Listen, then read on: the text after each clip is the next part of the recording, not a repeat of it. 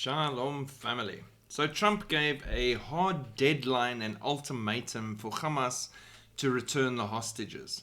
In a recent development, President Donald Trump issued a stern ultimatum to Hamas, demanding the release of all remaining Israeli hostages held in Gaza by noon this Saturday. Failure to comply, he warns, will result in the termination of the current ceasefire and a significant escalation of military actions. Trump emphasized that if the hostages are not freed by the specified deadline, he would advocate for cancelling the ceasefire and let all hell break loose. The ultimatum follows Hamas' recent decision to delay the release of additional hostages, citing alleged violations of the ceasefire agreement by Israel. Hamas accused Israel of not adhering to the terms related to the return of displaced individuals, attacks on civilians, and hindrances to humanitarian aid.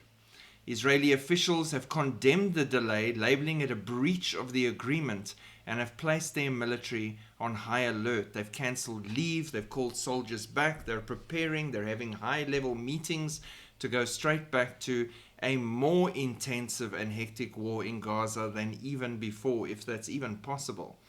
And again, Hamas making all the accusations, and how trustworthy have they been all along?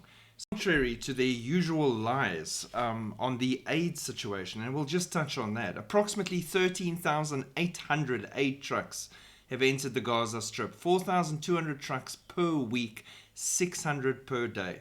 50 gas and fuel tankers enter the Gaza Strip every single day, 300,000 tents, approximately 120,000 are large tents, about 4 shovels used to clear the rubble. The only gap that exists is not stuck because of Israel.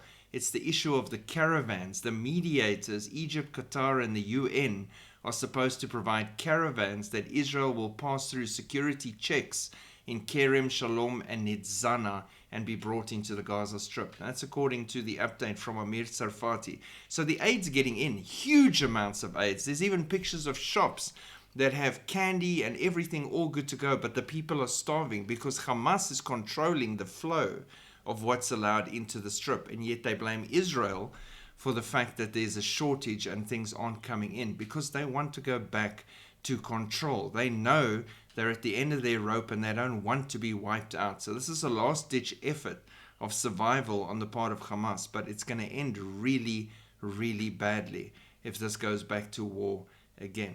So please pray for all involved, pray for all the innocents specifically, and pray that more people in this area come to know our Lord Jesus Christ. Shalom.